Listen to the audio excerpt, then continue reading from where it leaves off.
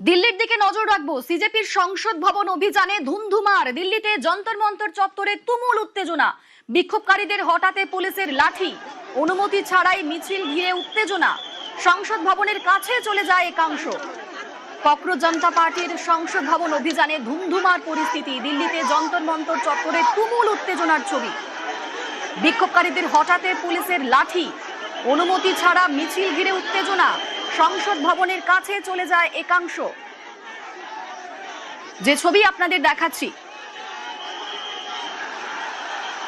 NEET কাণ্ডের প্রতিবাদ এবং কেন্দ্রীয় শিক্ষামন্ত্রীর ইস্তফার দাবিতে গত 20 জুন থেকে ককরোচ জনতা পার্টি তারা যন্তর মন্তরে প্রতিবাদ কর্মসূচি শুরু করে এবং আজ সংসদ ভবন অভিযানে ধুমধুমার কাণ্ড। দিল্লিতে যন্তর মন্তর চত্বরে তুমুল উত্তেজনা।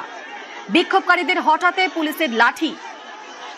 পুলিশের বক্তব্য, এই মিছিলের জন্য অনুমতি দেওয়া হয়নি, অনুমতি ছাড়াই মিছিল ঘিরে রীতিমতো উত্তেজনার পরিস্থিতি। সংসদ ভবনের কাছে চলে যায় একাংশ।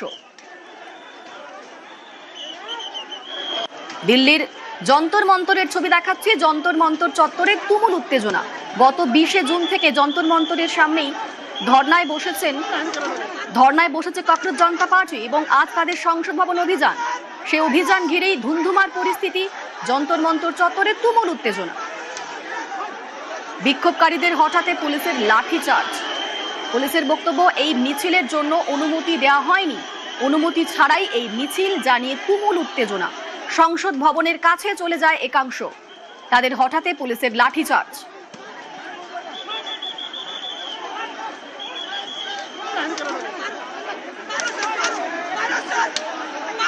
এই মুহূর্তে আমাদের সঙ্গে দিল্লি থেকে রয়েছেন প্রতিনিধি মৈত্রেয়ী। মৈত্রেয়ী, এখন ঠিক কিরকম ছবি, কিরকম উত্তেজনার পরিস্থিতির সৃষ্টি হয়েছিল এবং সব মিলিয়ে কি আপডেট?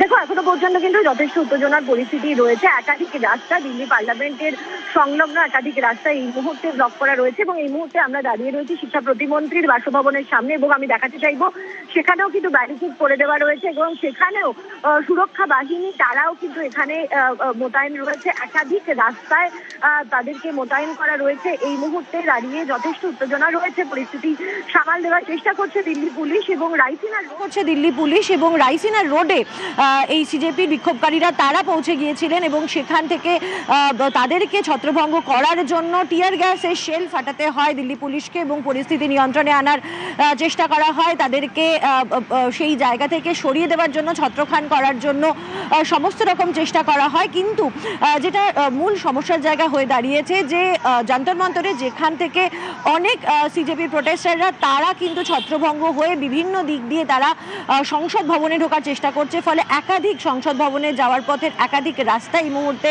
ব্লক করে দেওয়া হয়েছে। সেখানকার ইন্টারনেট সাসপেন্ড করে দেওয়া হয়েছে এবং একই সঙ্গে যেখানে যেখানে এই বিক্ষোভকারীরা এসে পৌঁছাচ্ছেন সেখান থেকে তাদেরকে ছত্রভঙ্গ করার জন্য দিল্লি পুলিশের তরফ থেকে তোমার কাছে সংসদ ভবনের ছবিটা আরেকবার বোঝার চেষ্টা করব, কারণ সংসদ ভবনের কাছে চলে যায় একাংশ যেমনটা তুমি বলছিলে এবং সংসদে অধিবেশন চলছে, সেক্ষেত্রে নিরাপত্তা কিরকম রয়েছে সেখানে?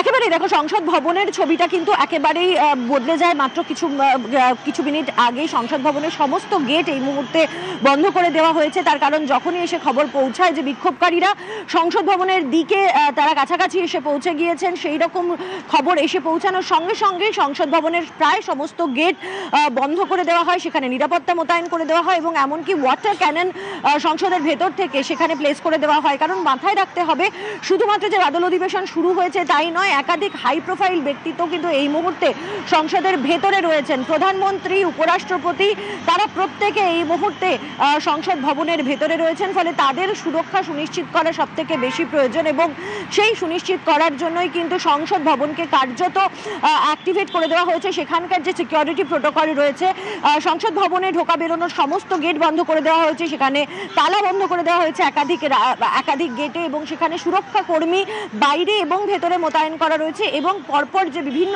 লেয়ার অফ সিকিউরিটি রয়েছে। আমরা জানি যে এর আগে একবার সংসদ ভবনের বিক্ষোভকারীদের একদল বিক্ষোভকারী ঢুকে যাওয়ার চেষ্টা করেছিল এবং তারপর থেকেই কিন্তু সংসদ ভবনের নিরাপত্তার দায়িত্ব সিআরপিএফ কেন্দ্রীয় বাহিনীর হাতে তুলে দেওয়া হয়, পার্লামেন্ট সিকিউরিটির হাত থেকে সরিয়ে দিয়ে, এবং সেই কেন্দ্রীয় বাহিনীর বিভিন্ন লেয়ার অফ সিকিউরিটি তারা গড়ে তোলে এবং সেই লেয়ার অফ সিকিউরিটিকে এই মুহূর্তে অ্যাক্টিভ করে দেওয়া হয়েছে এবং বিভিন্ন যে এন্ট্রি গেটগুলি রয়েছে সেগুলি যে শুধু বন্ধ বন্ধ করে দেওয়া হয়েছে তাই নয়, তার বাইরে এবং ভেতরে ডিফারেন্ট লেয়ার অফ সিকিউরিটি মোতায়েন করা হয়েছে, ওয়াটার ক্যানন মোতায়েন করা রয়েছে এবং সুনিশ্চিত করার চেষ্টা করা রয়েছে ভেতরে যে সমস্ত সাংসদরা রয়েছেন শুধু তাই নয়, প্রধানমন্ত্রী, স্বরাষ্ট্রমন্ত্রী, উপরাষ্ট্রপতির মতো যারা ভিভিআইপি ব্যক্তিরা রয়েছেন তাদেরও সব রকম সুরক্ষা সুনিশ্চিত করার জন্য সমস্ত ব্যবস্থা নেওয়া হচ্ছে। বেশ, সঙ্গে থাকো মৈত্রেয়ী। আমরা দিল্লির ছবি দেখাচ্ছি, একদিকে যেমন যন্তর মন্তর উত্তপ্ত, অপরদিকে দিল্লিতে সংসদ ভবনের গেট বন্ধ, নিরাপত্তার কারণে গেট বন্ধ রাখার সিদ্ধান্ত। সংসদের আশেপাশে বিক্ষোভকারীরা জলকামান সহ কড়া নিরাপত্তা সংসদ ভবন চত্বরে। সকালে সংসদ ভবন অভিযানে ধুন্ধুমার। সিজেপির সংসদ ভবন অভিযানে ধুন্ধুমার পরিস্থিতি। দিল্লিতে যন্তর মন্তর চত্বরে তুমুল উত্তেজনা, বিক্ষোভকারীদের হঠাতে পুলিশের লাঠিচার্জ, অনুমতি ছাড়াই মিছিল ঘিরে উত্তেজনা, সংসদ ভবনের কাছে চলে যায় একাংশ।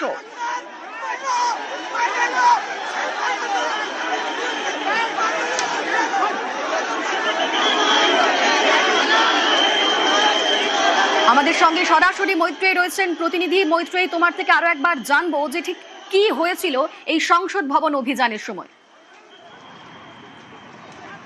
দেখো, মূলত আজকের সংসদ ভবন অভিযানের সূত্রপাতটাতেই কিন্তু লাঠিচার্জের মতো ঘটনা ঘটেছিল এবং সেখানে একের পর এক ঘটনা ঘটছিল এবং যখন ককরোচ জনতা পার্টির বিক্ষোভকারীরা তারা যন্তর মন্তর ছেড়ে বেরিয়ে আসার চেষ্টা করে সেই সময় পুলিশের তরফ থেকে তাদেরকে ছত্রভঙ্গ করা হয়, লাঠিচার্জ করা হয়। কিন্তু তারপরেও যেটা দেখা যায় যে বিক্ষোভকারীদের এক অংশ তারা বেরিয়ে আসছেন এবং তারা একেবারে জনপথের ভেতর দিয়ে এসে তারা রাইসিনা রোড অবধি তারা পৌঁছে যান এবং যন্তর মন্তর থেকে ভেতরের রাস্তা দিয়ে এসে তারা রাইসিনা রোড, যেখান থেকে কার্যত ঢিলছোড়া দূরত্বে সংসদ ভবন, সেই অবধি তারা পৌঁছে যান। এবং যখনই সেই খবর এসে পৌঁছায় তারপরেই কিন্তু তড়িঘড়ি সংসদ ভবনের সমস্ত গেট বন্ধ করে দেওয়া হয়। সেই সময় সংসদের অধিবেশন ছিল না, অধিবেশন মুলতবি ছিল।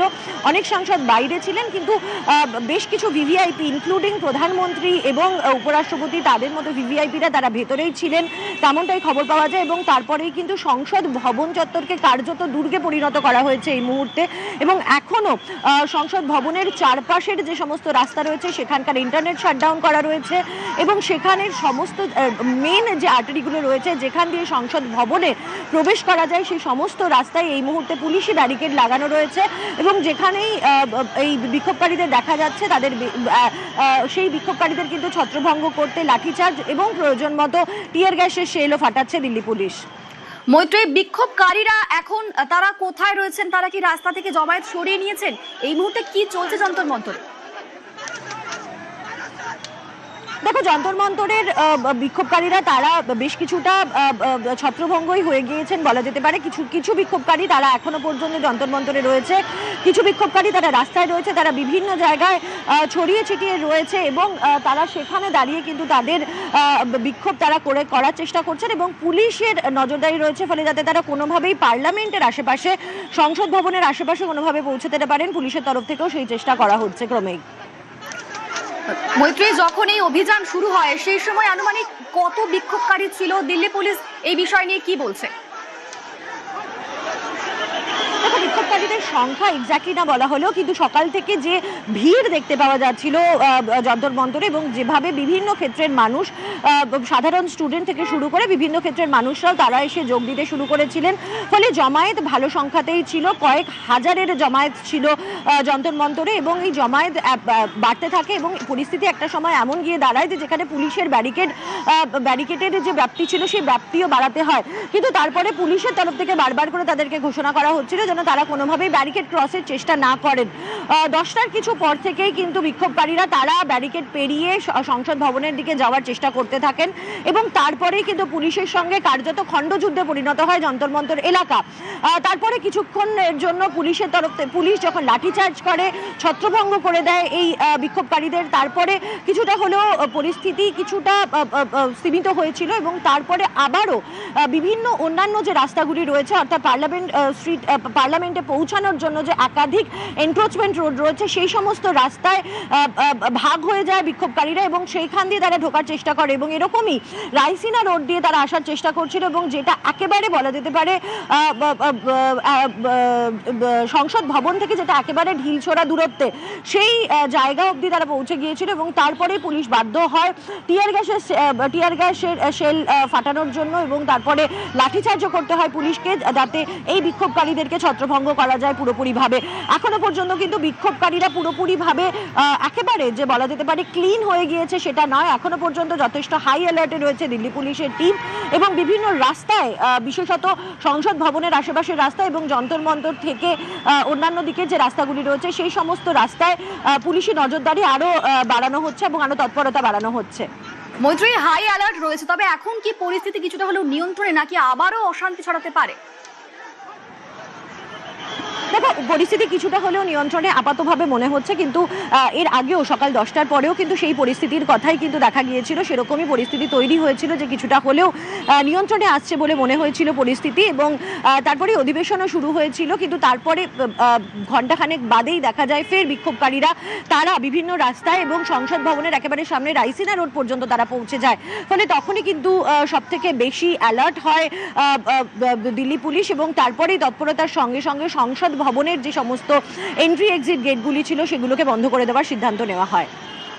মৈত্রী, ওই এলাকাটা ভীষণ গুরুত্বপূর্ণ, একদিকে যেমন একাধিক ভিভিআইপি রয়েছেন, অপরদিকে অবশ্যই সেখানে সাধারণ মানুষের কথাও ভাবতে হবে। একটা গুরুত্বপূর্ণ দিন, সপ্তাহের প্রথম দিন, সেখানে একাধিক মেট্রো স্টেশন রয়েছে। সেক্ষেত্রে এই যে জমায়েত একদম সকাল 10টা নাগাদ যে গন্ডগোল শুরু হয়, সেক্ষেত্রে সাধারণ মানুষ যথেষ্ট তাদের বিপদে পড়তে হয়েছে, অসুবিধায় পড়তে হয়েছে। নিঃসন্দেহে দেখো, অত্যন্ত ভোগান্তি হচ্ছে সাধারণ মানুষের। তার কারণ দেখো, সংসদ ভবনের আশেপাশে কিন্তু একাধিক কেন্দ্রীয় সরকারি ভবন রয়েছে, সে কর্তব্য ভবনই হোক কিংবা নির্মাণ ভবন সহ একাধিক কর্মস্থল রয়েছেন যেখানে সরকারি কর্মীদেরকে কাজ করতে আসতে হয় নিয়মিত এবং তার জন্য এই যে লুটেন্স দিল্লির একটা বড় অংশ বা বলা যেতে পারে সেন্ট্রাল দিল্লি, তার একটা মেজর পোর্শন সেটি কার্যত আজকে কিন্তু বিপর্যস্ত হয়ে রয়েছে। একাধিক রাস্তায় ব্যারিকেড এবং সেখানে গাড়ি চলাচল বন্ধ এবং যেটুকু অংশে গাড়ি চলাচল করছে সেখানেও কিন্তু ব্যাপক ট্রাফিক জ্যামের কারণে সাধারণ মানুষ ভোগান্তির শিকার হচ্ছেন এবং যারা এলাকার কাছাকাছি অর্থাৎ সংসদ ভবনের আশেপাশে চত্বরে এবং সেন্ট্রাল দিল্লির কাছাকাছি যারা পৌঁছাচ্ছেন তাদের আরও একটা বিপদ তাদের জন্য রয়েছে, সেটা হচ্ছে মোবাইল নেটওয়ার্ক বিপর্যস্ত হয়ে যাওয়া।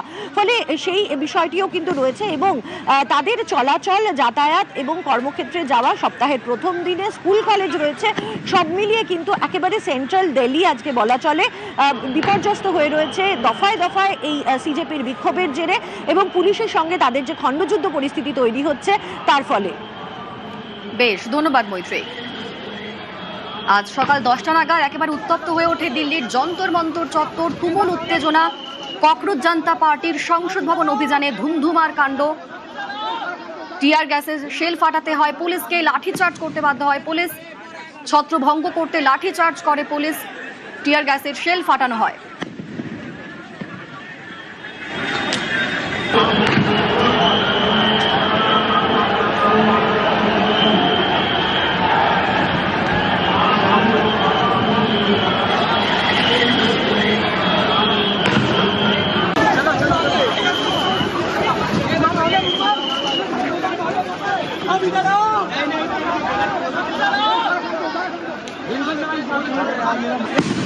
ये देख लो, ये